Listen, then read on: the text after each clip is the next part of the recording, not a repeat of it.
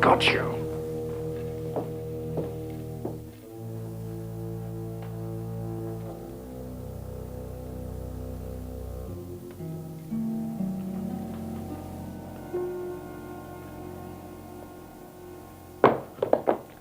Now, look here.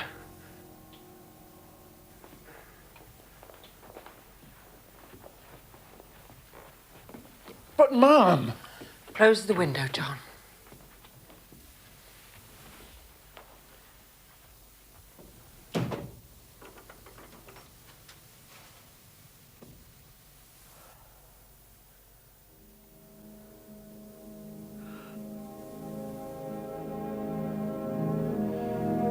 To Sherlock Holmes, she was always the woman, the beautiful Irena Adler, of dubious and questionable memory.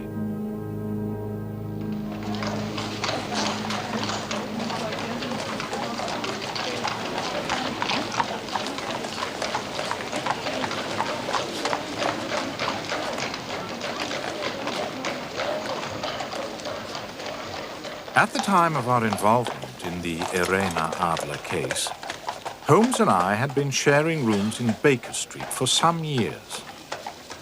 My practice had caused me to be absent in the country for several days.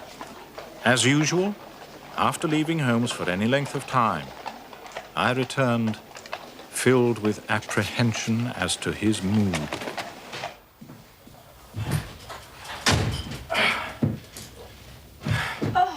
Oh, hello, Mrs. Hudson. Dr. Watson, just look at you, half soaked to the skin. Yes, well, I'm not surprised. I have just spent 20 minutes standing in the pouring rain waiting for a cab. Won't do that old wound of yours any good getting so wet, Doctor. No.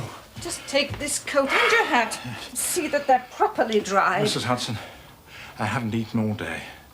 Do hope supper will be up very soon. That's very doubtful. I don't know what's come over Mr. Holmes. He seems to be all on edge. I'm not to bring up supper until I'm called. Those are his orders. Thank you, Mrs. Hudson.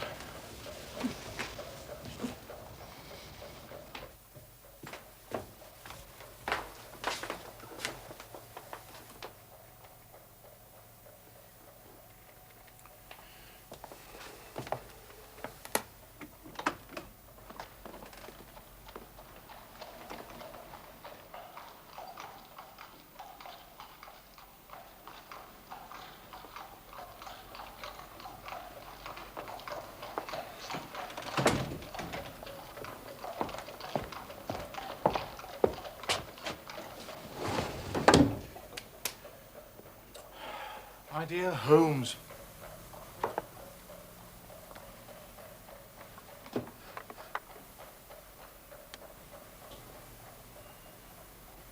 What is it tonight?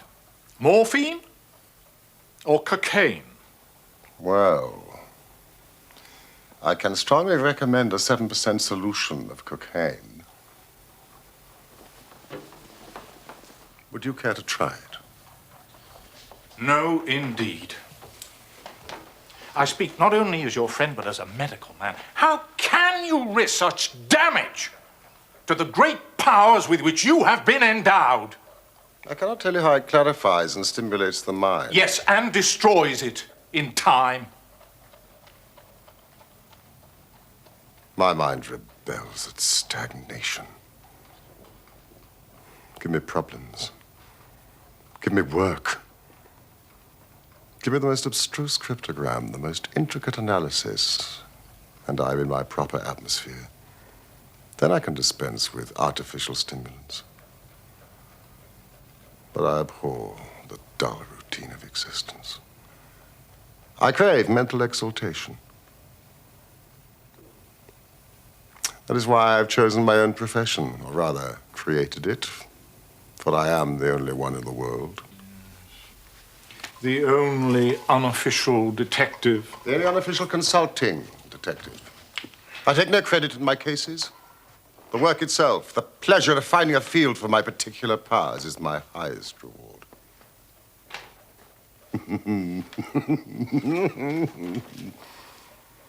You can close that drawer.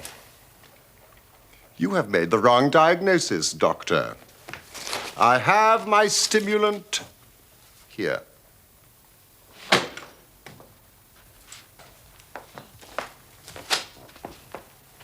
I hope you enjoyed your week in the country. It was good for the appetite. Incidentally, I do wish you would ring for supper.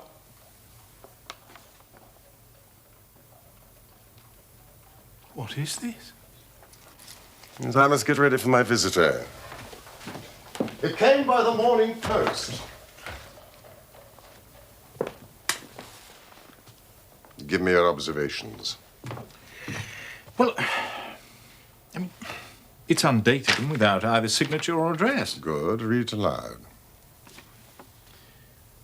Dear Mr. Holmes, there will call upon you tonight at 7:45 a gentleman who... Good heavens, we've only a few minutes, Holmes. Go on. A gentleman who desires to consult with you upon a matter of the very deepest moment. Your recent services to one of the royal houses of Europe have shown that you are one who may be safely trusted with matters which are of an importance which can hardly be exaggerated. This account of you we have from all quarters received. Be in your chamber, then. Good heavens, this is a mystery indeed. What do you imagine it means? Well, I have no data yet. It is a capital mistake to theorize before one has data. But the note itself, what do you deduce from it? It's a man's writing. Good. Presumably well-to-do. It's expensive paper, this. It's peculiarly strong and stiff. Peculiar, that is the very word. It is not English paper at all. Hold it up to the light. Ah. Large E, small g, large P and G with a small T woven into the texture. And that is? Maker's monogram. Excellent, Watson. Come along. Let us consult our continental gazetteer. Your cigars. You see, I was not unmindful of your return. Oh. Would you care for some whiskey? Later, perhaps, when we've eaten. The monogram is an abbreviation for Papiergesellschaft, which is the German for paper company. And the E.G. Eglonitz Egria. A German-speaking district of Bohemia, noted for its numerous glass factories and paper mills there. Bohemia. The kingdom of Bohemia. And the note is written by a German. You see, this account of you we have from all quarters received. Only a German is so uncourteous to his verbs. So we are to expect a German from Bohemia. Here he is. Drawn by a pair. A nice little broom. There's money in this case, Watson, if there's nothing else. Holmes, I think your visitor will want me out of the way. Not a bit, Doctor. Stay where you are. I am lost without my Boswell. But he sounded so secretive. I may need your help, and so may he. Now stay in that armchair and give me your full attention. Here he comes.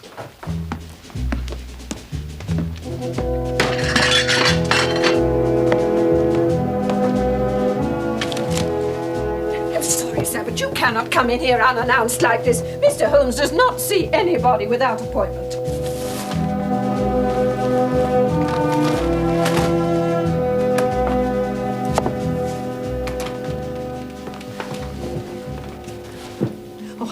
Sorry, Mr. Holmes. There was nothing I could do. It's perfectly all right, Mrs. Hudson. If you would kindly leave us and close the door. Thank you.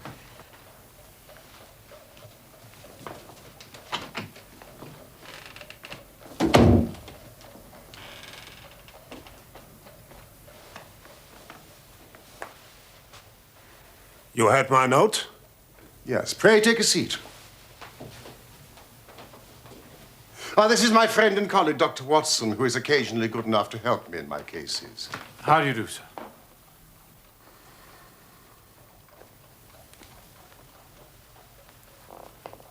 Whom do I have the honor to address? You may address me as the Count von Kramm, a Bohemian nobleman. I should much prefer to communicate with you alone. No, it is both or none. You may say before this gentleman anything which you may wish to say to me. Very well, I take your word that he is a man of honor and discretion. But I must begin by binding you both to absolute secrecy for a period of 2 years. Indeed. At the end of that time, the matter will be of no importance. At present, it is of such weight that it may have an influence upon European history. I promise. And I. You will excuse this mask. The august person who employs me wishes his agent to be unknown to you. In fact, I may confess that the title I've given you is not exactly my own. I was aware of that.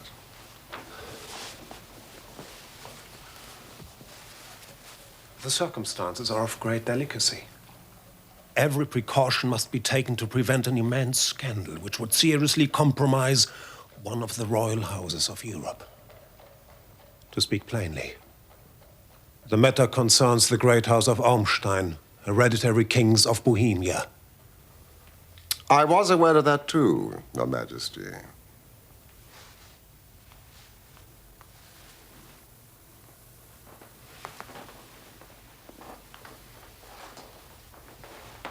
You are right.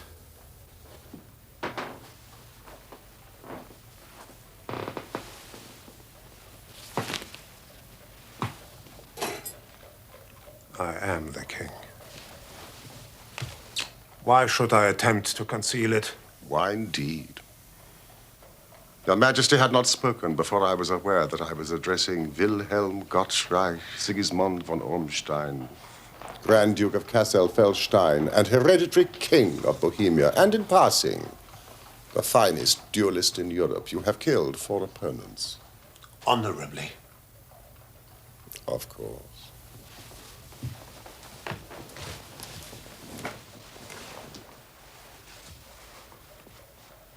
The facts are briefly these.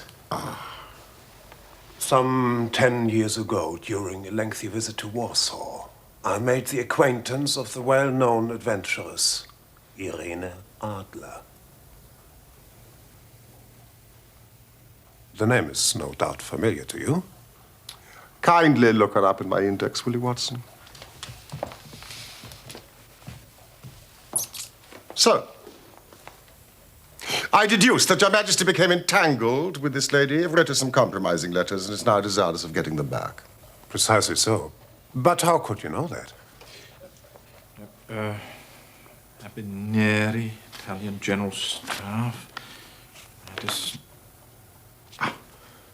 Adler Irena, born New Jersey, 1858. Is this the lady? New Jersey, let me see.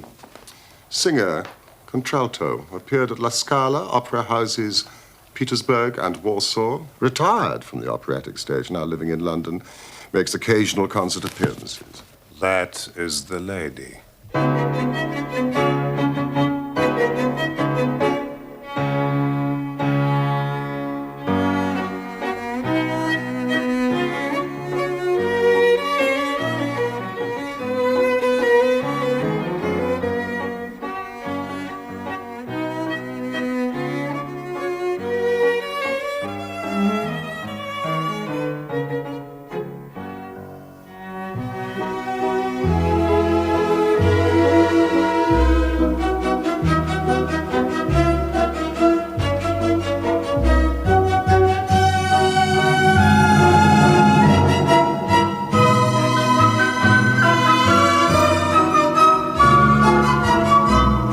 Was there a secret marriage? None. No legal papers or certificates? None. Then I fail to follow, Your Majesty. If this person should produce your letters for blackmailing or other purposes, how is she to prove their authenticity? There is the writing. Poo-poo forgery. My private writing paper. Stolen. My own seal. Imitated. My photograph. Bought. We were both in that photograph.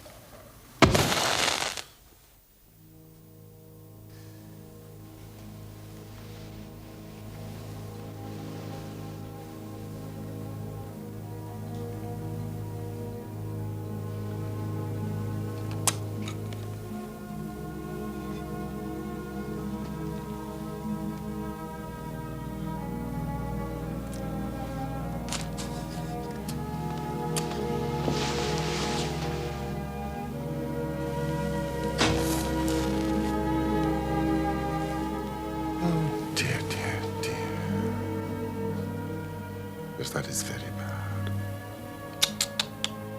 Your Majesty has certainly committed an indiscretion. She was beautiful, bewitching, clever, daring.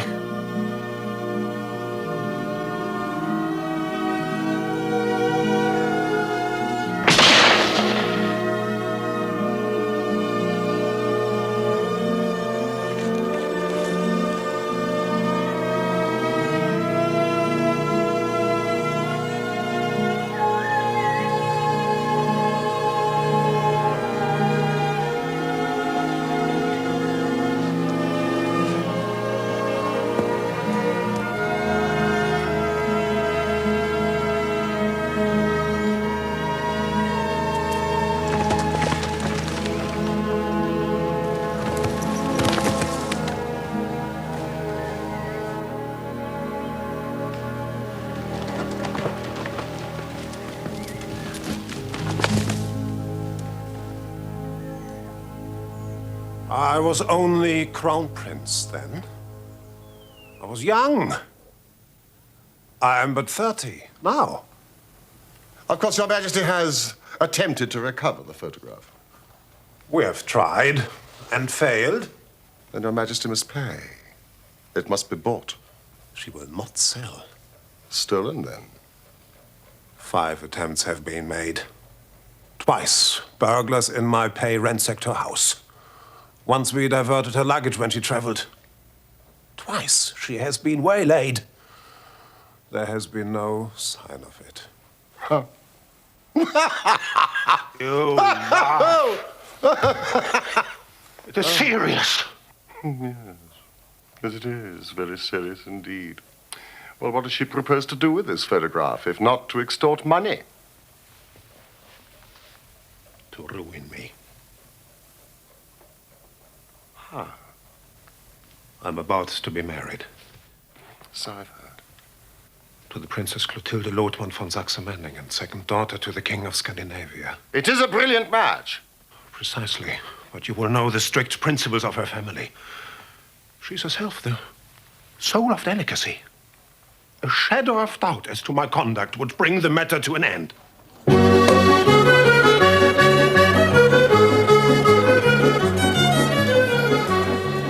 And Irena Adler Threatens to send them the photograph. And she'll do it. She has a soul of steel. She's more beautiful than any other woman I've known, and more resolute than any man. There are no lengths to which she would not go, none, to prevent my marriage to another woman.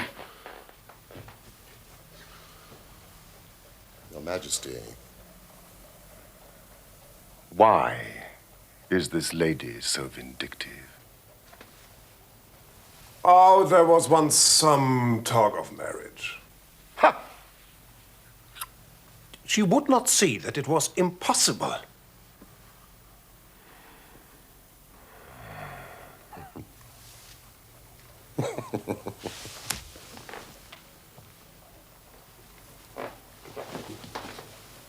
You are sure that she has not sent the photograph yet? I am sure. Why? It may be on its way at this very moment. Because she has said that she would send it on the day when the betrothal was publicly proclaimed. That will be next Monday. And I must leave London on Friday to be home for the ceremony. Ah, then we do have 3 days. Well, that is very fortunate, for I do have other matters in hand. Where can I find Your Majesty in London? It's the Langham Hotel. As the Count von Krumm, remember? Yes, of course. And as to expenditure?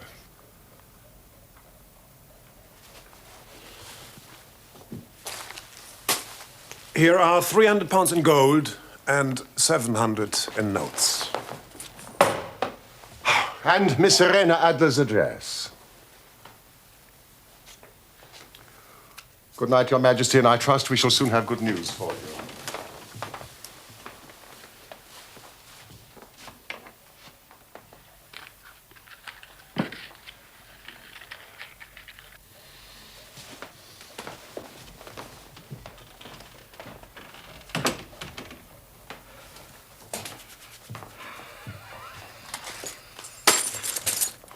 Holmes, we can dine at Romano's. But we only have 3 days, till Friday. Oh, it must be settled by Friday. The composer Tchaikovsky is conducting his own works at the St. James's Hall. No. It must be settled by Friday. My dear Watson, I'd like to be alone. You are hungry. Yes. I'm sure Mrs. Hudson will bring you up a sandwich. Sandwich? We will not discuss this matter until tomorrow afternoon. Good night.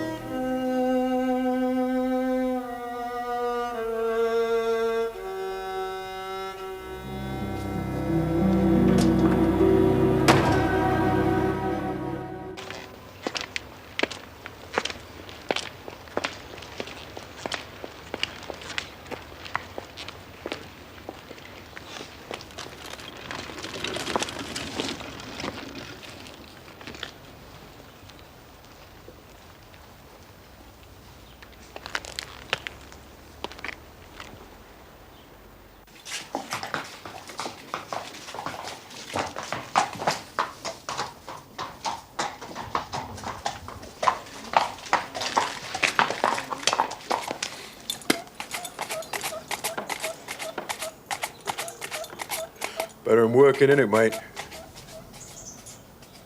What is? Looking on. I'll change with you any time, Gov. Out of a position, are you? 8 weeks. A mere first-class groom. Are you? Well, you could give me an hand if you like. I'd see you all right. Why not? Give it the price of the booze. I thought it was a booze. Strap the mare. Show us what you can do.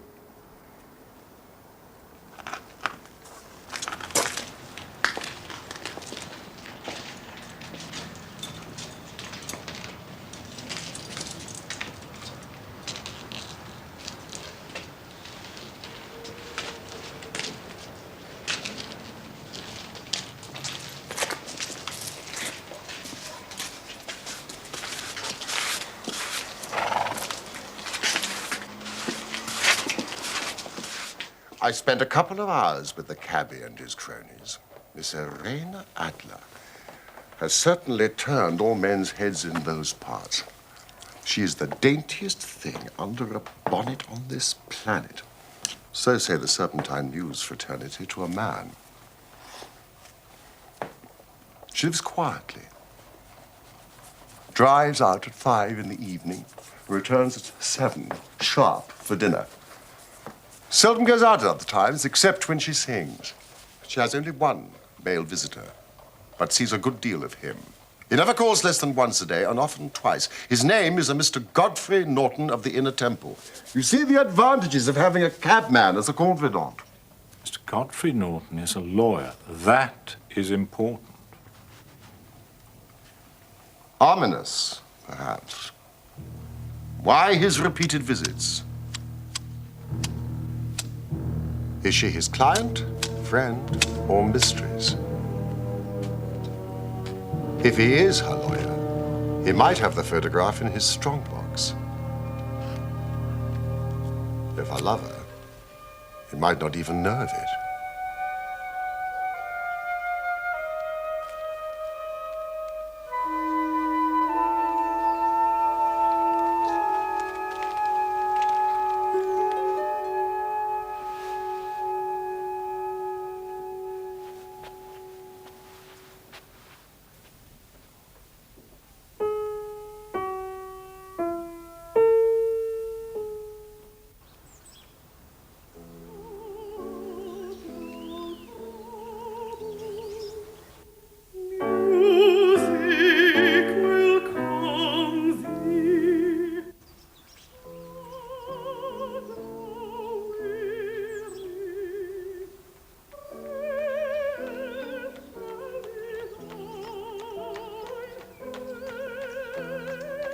She had just begun to sing.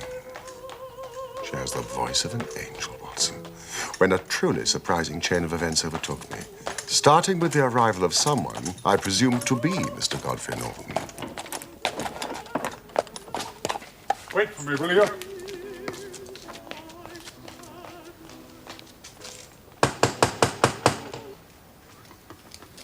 Fetch your mistress's carriage.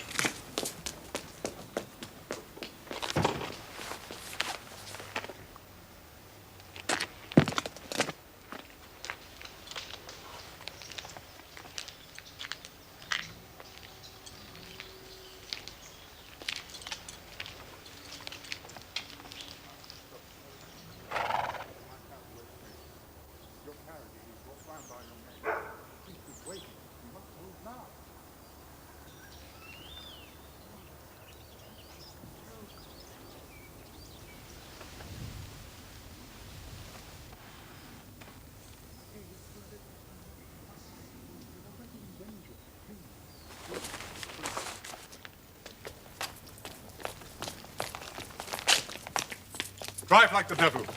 Church of St. Monica, Edge Railroad. I must arrive there at least 5 minutes before 12. That gives you 20 minutes. Half a guinea if you do it.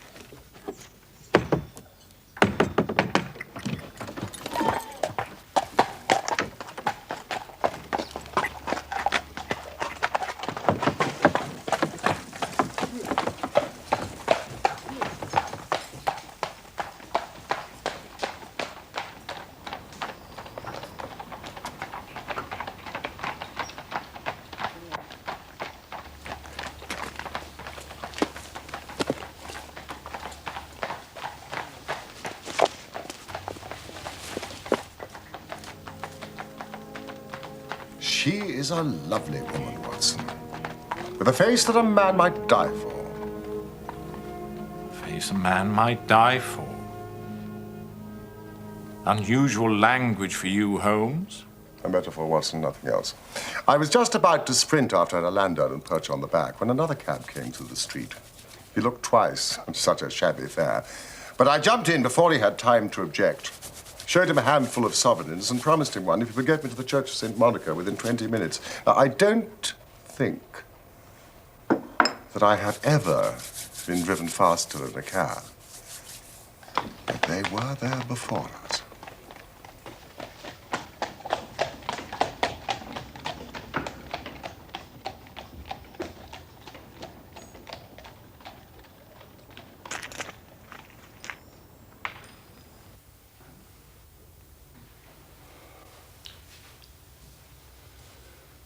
I'm very sorry, Mr. Norton. For pity's sake, it's almost midday. The latest time allowed by law. I would have called in one of those confounded churchmen, but I saw no reason to let them know our business, and I sent them off for a drink.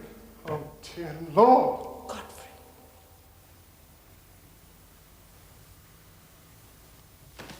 You, come here, man. Yes, I mean you. We've only a few minutes left, or it won't be legal. Come, man, come!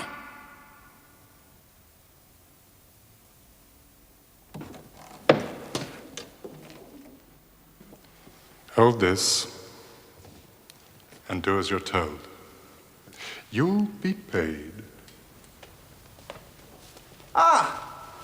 We have our witness. The ceremony may proceed. Dearly beloved, we are gathered here in the sight of God to join together this man and this woman in holy matrimony, which is an honorable estate instituted of God in the time of man's innocency, signifying unto us the mystical union that is betwixt Christ and his church.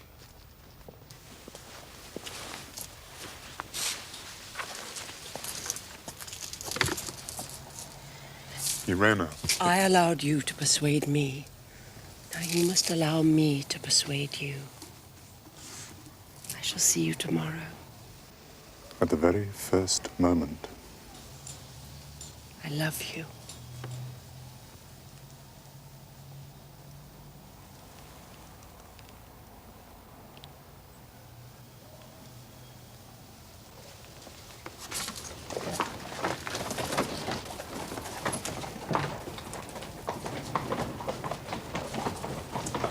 John? Hey, you!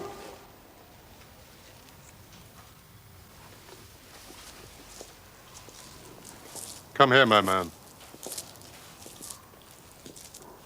Come here. Godfrey, let me.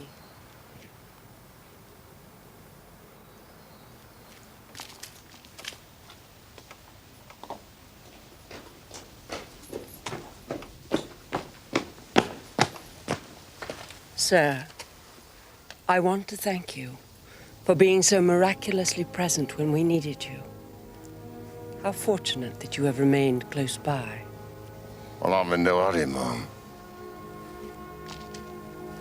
I hope you will accept this. I don't need no tip, Mom. Oh, sir, let us call it a little souvenir.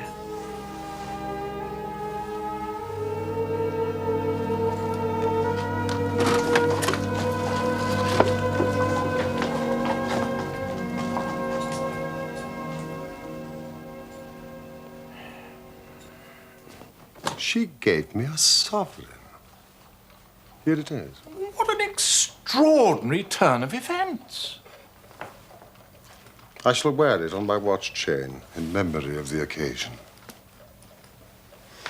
And what now? Well, during the ceremony, I thought my plans had been overthrown. If they had made an immediate departure, it would have necessitated the most prompt and energetic measures on my part. But he went back to the temple, and she went to her own home, thus giving us time to act. How? Doctor, I shall require all your courage and alertness. I should be delighted. You don't mind breaking the law? Not in the least. Nor running the chance of arrest? Not in a good cause. Oh, the cause is excellent. Well, then I am your man. Splendid.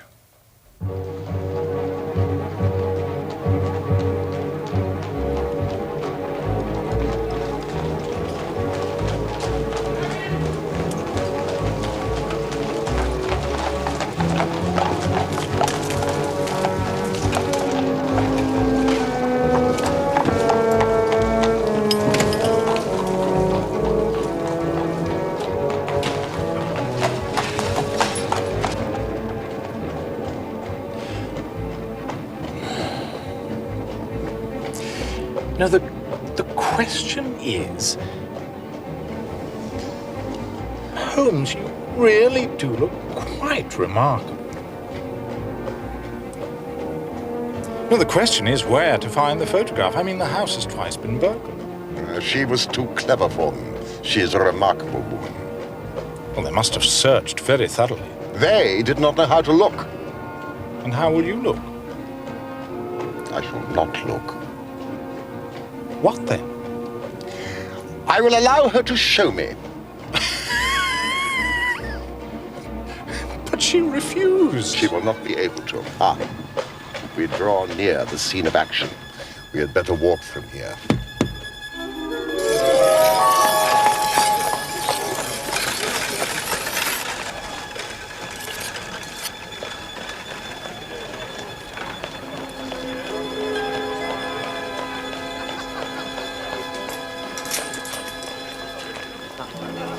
You know your instructions. When you raise your hand, I act. And we meet at the rendezvous in 10 minutes. There she comes.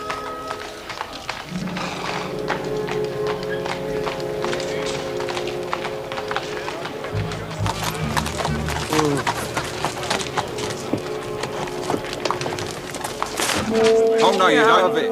What was here first? I opened the door, lady. You never mind, it was me.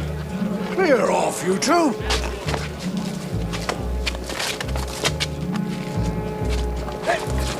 Me? Oh! Opening carriage doors is a legitimate means of livelihood, Mr. Frankie. You ain't gonna stop a man earning a copper, see? Pass. You there. Let go of my coachman. Take the bread from me mouth, would ya? I'll fill your mouth, chum. Oh!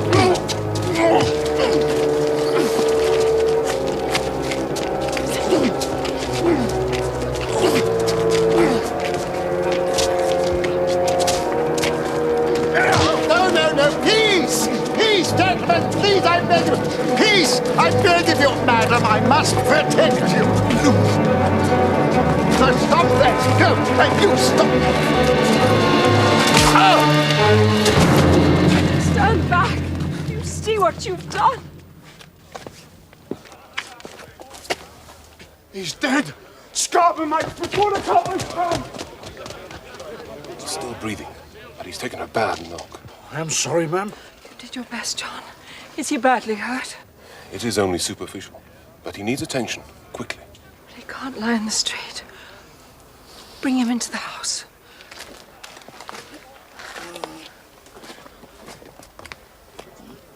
All right, sir.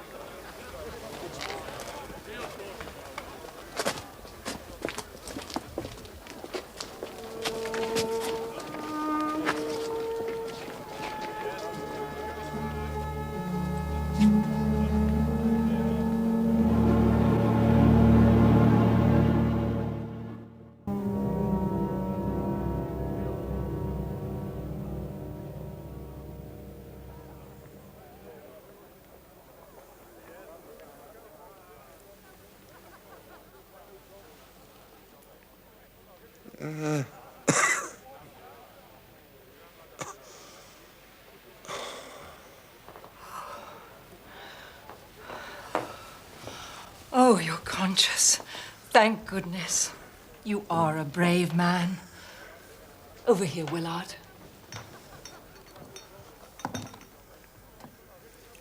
No, stand back.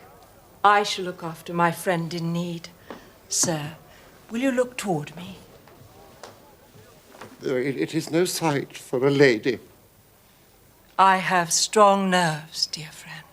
No, I cannot permit. Thank you. A bandage. As you wish.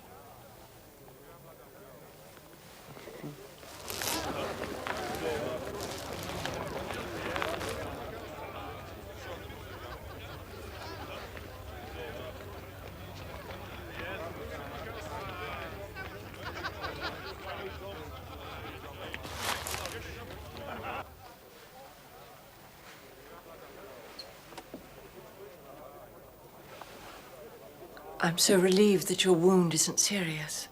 Well, it is but shallow, and the concussion wears off.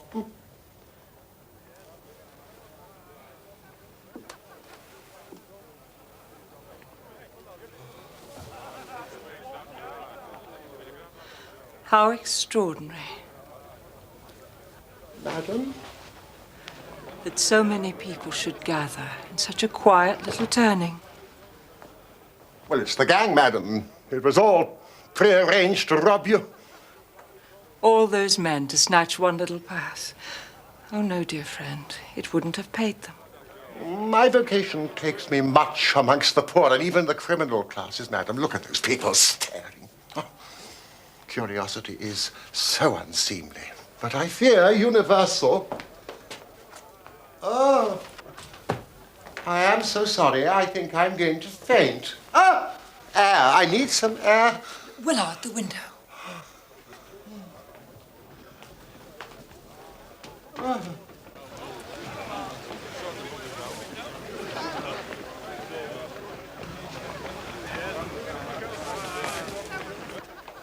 Some drinking water.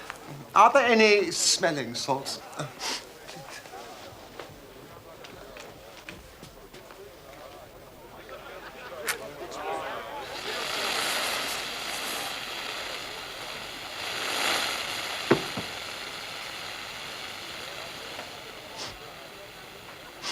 Madam? Madam, I think I can smell fire. What? Fire! Fire! There's a fire!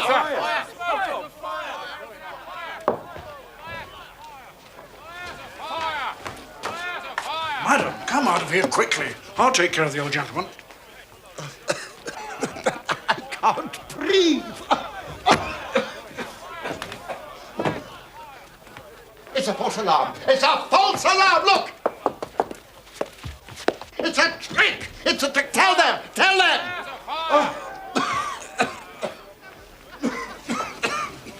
It's a false alarm. Do you hear? We do not need the fire engine.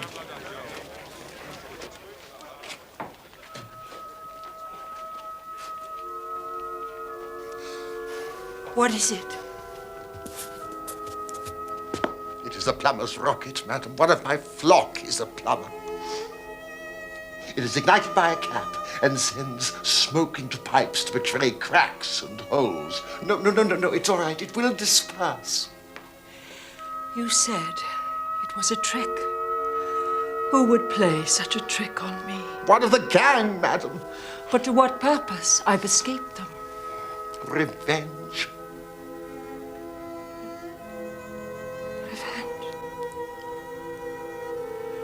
Are there such wicked people? There are people in this world, madam, to whom revenge is in itself a reward. I cannot imagine such feelings. I'm sure you cannot, madam. I am feeling more myself. I must be on my way. Oh, please stay. Some refreshment. Well, one of my flock expects me. Won't you let my carriage take you? Oh, no. The air will aid my recovery. At least your name, your address. That I may thank you adequately. Well, I am just a humble servant, madam, of the all-seeing Providence. Good night.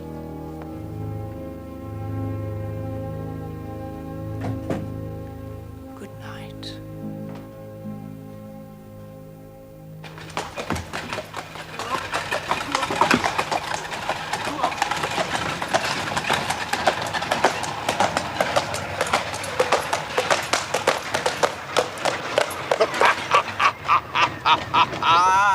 You did it very nicely, Doctor. You have the photograph? No, but I know what it is. How did you find out? She showed me, as I told you she would. The trouble is, it still remains in her possession. You may have lost your one chance, Holmes. No. I shall call early tomorrow morning. You'll call there? And as my own self. And with the king. The king? And with you, Watson. You must be a witness at the end of our quest.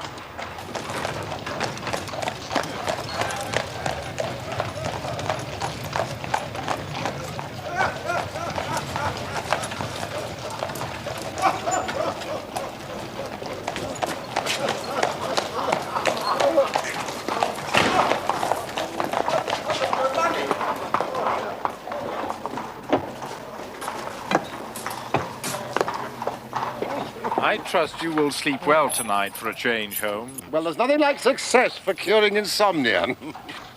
Good night, Mr. Sherlock Holmes. Watson. Holmes.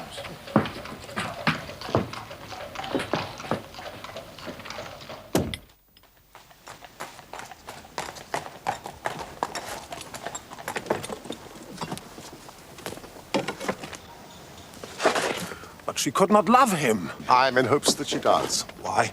Because it would spare your majesty all fear of future annoyance. If she loves her husband, then she does not love your majesty. And if she does not love your majesty, why should she interfere with your majesty's marriage?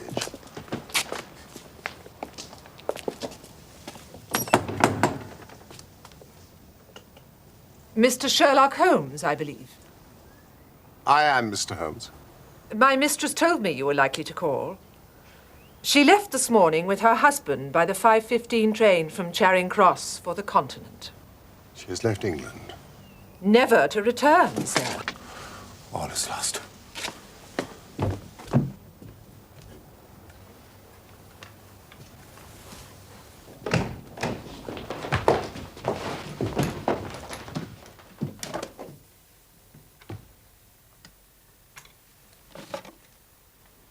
Wir sind gerettet.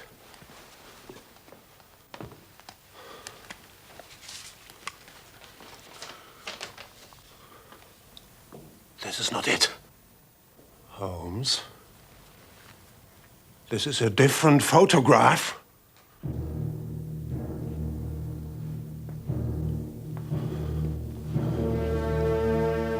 Do you hear me, man?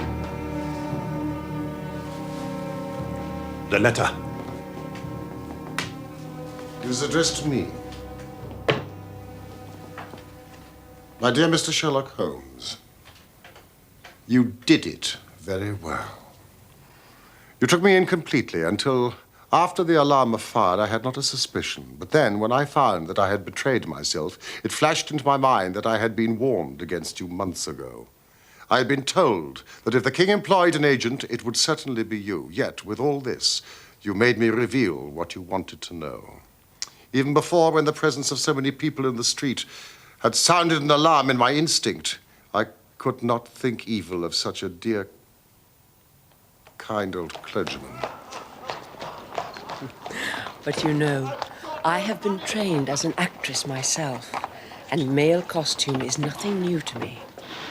Yes, it was I who followed you to your door, just to make sure that you really were the celebrated Mr. Sherlock Holmes. It was I who rather imprudently wished you good night. Then I started for the temple to see my new husband. We had married in secret in case we needed to leave the country to elude the king. Your appearance on the scene was the signal for flight. You are too formidable an antagonist.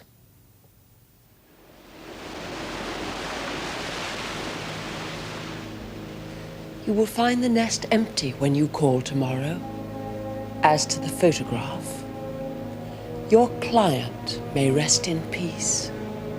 I love and am loved by a better man than he.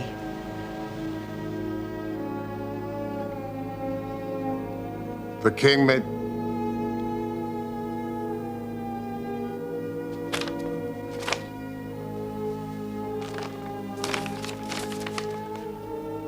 The king may do what he will without hindrance from one whom he has cruelly wronged.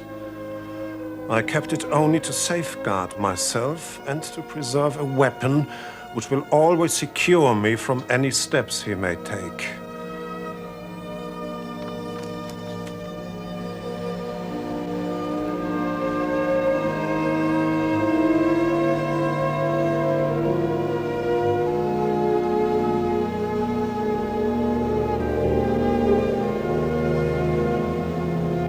There is more. I leave another photograph which he might care to possess. And I remain, dear Mr. Sherlock Holmes, very truly yours, Irene Norton, née Adler. What a woman. What a queen she would have made.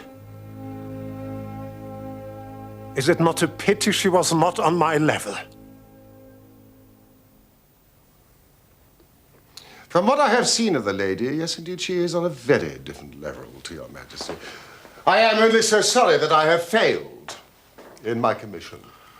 On the contrary, my dear sir, nothing could be more successful. I know that her word is inviolate. The photograph is now as safe as if it were in the fire. I am glad that your Majesty thinks so. I am immensely indebted to you. Pray, tell me in what way I can reward you. This ring.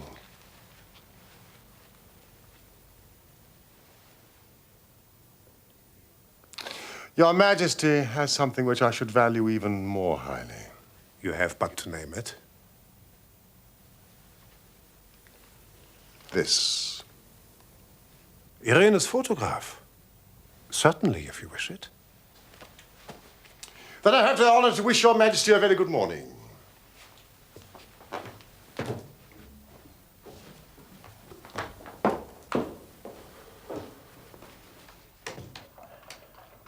And that was how a great scandal threatened the kingdom of Bohemia, and how the best plans of Mr. Sherlock Holmes were beaten by a woman's wit.